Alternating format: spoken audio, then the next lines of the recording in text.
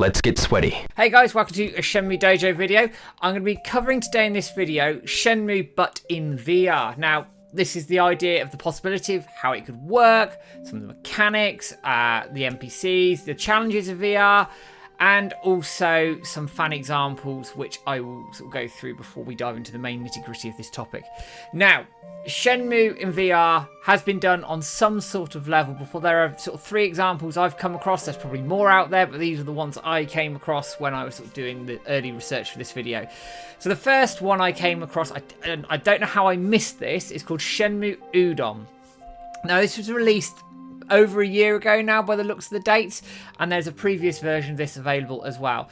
So you can grab this through VR chat on Steam. You need to sign up with your Steam account, type in Shenmue, and you get this Shenmue Udon world, and you get the older world with it. So the older world is just Hazuki Dojo. Shenmue Udon presents it in winter, but also gives you Yamanose and Sakuruja Oko as well. So you go around, you find this, and what you do is essentially walk around and interact with objects in the dojo, go around the various areas, and it's really, really impressive. Some of it's been up-resed as well, some of it's been tidied up. You can see some, I don't know if it's ray trace reflections in there, but it looks really, really cool. All the same, I'm going to do a video on that very separate to this, but that's one example that's very, very recent. Then one of the sort of, again, newer-ish examples is in Shenmue 3, and this comes from an app, well, I say an app or a plugin rather, or injector, whatever you want to call it. And it's from Praydog, and it's called the Universal UE VR Injector, basically making any game in Unreal Engine 4 or 5 able to be accessed through VR, and you can use it in Shenmue 3, and you can sort of mooch around the world, see the game around the world and things going on. I don't know how restrictive it is or not in terms of what you can and can't do, because I've never tried it. I don't have a VR headset for PC, but again, it looks really, really good, and so try that if you can. And then going way back into, I think, sort of 2020, 2021 sort of time, you had from Bloodhound Town, and I interviewed him a few years ago, you had sort of, Shenmue VR at Christmas time. So you had Dobuita Street at Christmas, so you could walk around, go in and out of the U arcade, and just have a look around that as well. And I did a video on that. God, it must have been about 3-4 years ago. If you want to check that out, again, I will put the links below so you can check that out. But sort of the benefit of this video, I'm going to look at the idea of Shenmue VR and how that could break down in terms of the world, the fighting, the NPCs, and some challenges, as well as maybe some thoughts at the end. So let's dive straight in. World and exploration interaction. Now, Shenmue, this is probably the bread and butter for Shenmue, and it lends itself to VR so well. Obviously, in Shenmue, you have the VR, not VR, you have the first-person mode as well. So straight away, you could probably utilize that in some way, shape, or form to VR. So if you're making a game from the ground up or whatever, you can absolutely do this. So can you imagine the ability to step into Ryo's shoes, walk around the streets of Dobuita, Hong Kong, Guilin, wherever you are, and interact with the world? So in the games, obviously, you can pick up pretty much any of the objects around the games. Imagine doing that in VR, so you can reach your hand out and pick up an object, and using either your VR2 controller, Oculus, whatever, you can then pick things up, move around. Can you imagine like popping your tape into a cassette player, for example? That would be fantastic. You could pick up items in the shop, just look at them. The whole world building of Shenmue, Shenmue 2, and even Shenmue 3 lends itself really, really well to exploring in VR, looking around, and just losing yourself in that world and just having that immersive experience all around you, rather than obviously straight in front of you in a screen, which would look really, really good. I think it could fully immerse you in the game's atmospherics, the music. Can you imagine standing at Ryo's home with the snow coming down, seeing every corner in detail, every little corner of Dobuita, the streets, everything. You could see the weather, you could feel it, all of it together would just be a fantastic look, and it's something that I would be really, really keen on if we could execute that in its fullest potential. Now, the next aspect I'm going to talk about is fighting. Now, Shenmue's fighting engine, Shenmue 1 and 2, is obviously based off the Virtua Fighter engine. It's quite in depth. You also use punch, kicks, dodges and throws. In Shenmue 3, throws aren't there, and it's a slightly different system. It's more button mashy, for want of a better expression.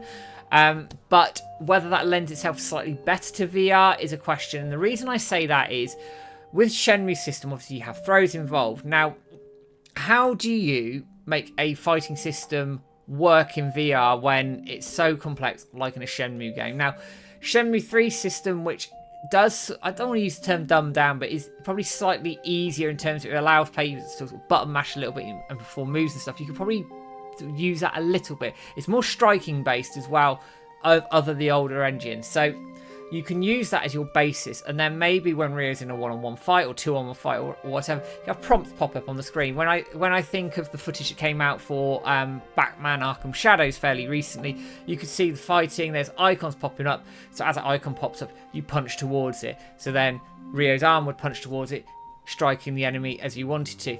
You'd have to restrict the engine and the interactivity of the fighting, which I know for some people might be a bit of a deal breaker potentially for Shenmue, because obviously you have your punches, your kicks, you probably do dodging quite well, because again you can use prompts on the screen so you can dodge your head, go left to right, up, down, whatever, but throws won't work. I'd be very, unless you had like sort of a couple of combinations that then went into sort of an auto mode where it performed a throw for you and then sort of sent you back into the VR, back into the fight, maybe, but I don't know how possible that is. I'm not a technical expert on this, and also I'm not a VR expert at all. I'm sure there's better channels out there who could tell you more about VR than I can. The fighting engine has potential. I think it would need to be simplified greatly to work in VR, but I do think it could be quite satisfying. So something like the 70-man battle could be really good fun in VR. Obviously, fighting Dobuita on the top of the rooftop would be amazing in VR. Can you imagine sort of being able to look around everywhere, seeing that helicopter above you while fighting Dobuita one-on-one, face-to-face? That could be pretty good. That would be really, really iconic. And even fighting Landy in Shenmue 3, can you imagine just being there? I know you can't hit him, but can you be there for the first trying to hit him and having that one-to-one, face-to-face experience? That could work really, really well. On top of that, can you imagine the training sequences as well? So you're mimicking Ryo's moves, you're learning those moves yourself as you go through the games. And again, in VR, so you could have Yagamishi in front of you, for example, or Guizang, anybody who's teaching those moves in front of you, and then you mimic them to the button prompts, or say button prompts, the prompts on the screen, and then you carry out those moves and learn those moves in that particular way. I think that could work, but as I say, it would need to be potentially simplified to make it work better for people. But it's something that I do think could, if done correctly, be pulled off really well. Then you've got your NPCs and chatting. Now, the reason I sort of split this out of the exploration world interaction is very, very deliberate, because in Shenmue, you spend a lot of your time talking to NPCs, getting to know the characters, getting to know their backstories, getting to know everything about them, especially Shenmue 1. Shenmue 2 a little bit less, but there's obviously more cutscenes with that. And then in Shenmue 3, you do have some of that, but maybe not quite as much. But it's a distinctive aspect of Shenmue and those interactions with NPCs and how detailed they are. But in VR, can you imagine the experience of maybe talking to them one-to-one, but when you don't want to talk to them, you can sort of just turn your head and go away, and they stop talking. That could work, feel like a real conversation.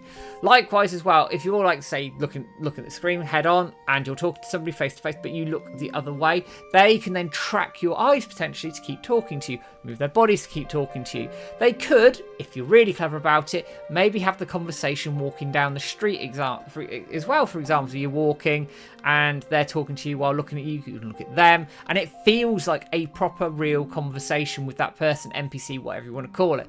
Again, I don't know what the technical limitations might be on something like that, but that could be good fun to implement and see how that comes out as well. I'd be very interested to see how it comes out. And again, in cutscenes, that would work really, really well. If you're in that first person mode in a cutscene and you are part of it, you have the QTE sequences in some of those, for example, as well, that could work. So you have your button prompts on the screen, so like you strike here, strike left, again, very much like the fighting engine. That could then give an added layer of interactivity. It could then give you added layer in terms of talking to the characters, if you can implement some of those things that I'm talking about with the eyes moving, etc., etc. There's a lot of new mechanics that could be there and introduced. It's like using voice commands to ask questions, again, increasing the immersion, making those conversations much more dynamic. So many things there that could be done, and the possibilities, I do think, are endless in some respects.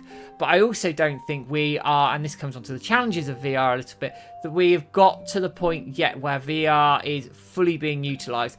Don't forget as well, it is still quite niche generally. I mean, PSVR 2 has been slated a little bit for maybe not selling as much as it would do. I've used the PlayStation VR 2. It's fantastic. If you've got the money and the space to do it, I'd recommend getting it because it's really, really good.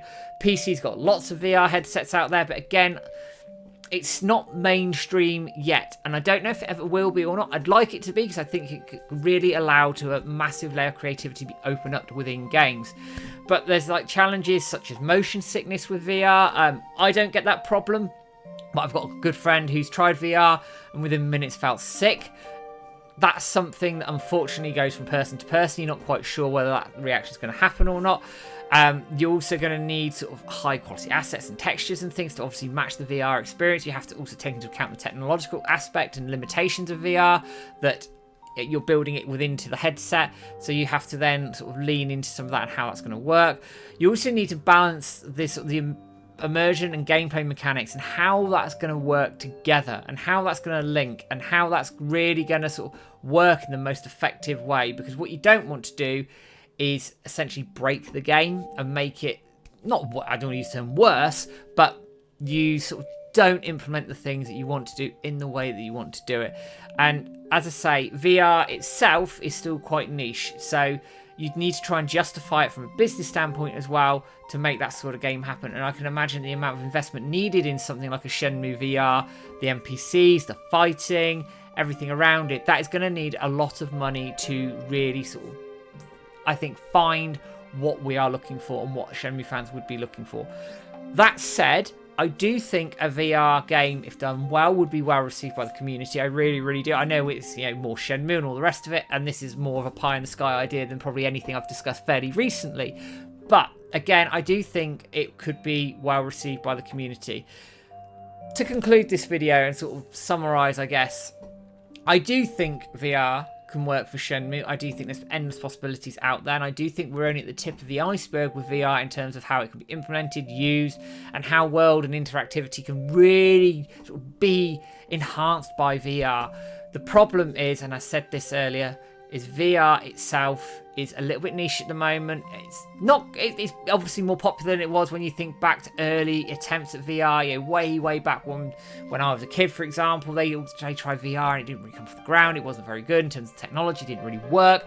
Now I think the technology is there and it's solid, and it's getting accessible, but the price of these headsets, again, you're looking at £400-500 for a decent VR headset.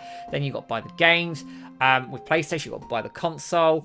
In some aspects, you might need a PC as well. So again, there's a big cost implication to these things as well. And that, you know, the more expensive, better headsets, you're talking £800-900 potentially for everything together, and it gets really, really pricey. So that's a barrier to it, I guess. But I do think Shenmue VR can work. What do you guys think, whether Shenmue VR could work or not? Obviously, let me know in the comments below, and I'll pick some up as we go. Don't forget, as always, I say at the end of every video, to give us a like, share, subscribe on Facebook, YouTube, Twitter, and all the usual places that you can find us. For £2 a month, you can be a member of Shenmue Dojo on YouTube, which means you get access to all the videos ahead of time outside the podcast, which are always on the premiere schedule. Doesn't matter if you don't, every video that we do is on a schedule anyway. It's not behind a paywall, but any money that we do get goes to the site running costs, competitions, and all the things that James and I put out and put together for the Shenmue Dojo community and the Shenmue community at large. As always, I'd like to say thank you to the Shenmue community for dropping in on the videos. It's much appreciated by James and I, and I'll be back with a video in the not too distant future. But for now, guys, take care, have a good one.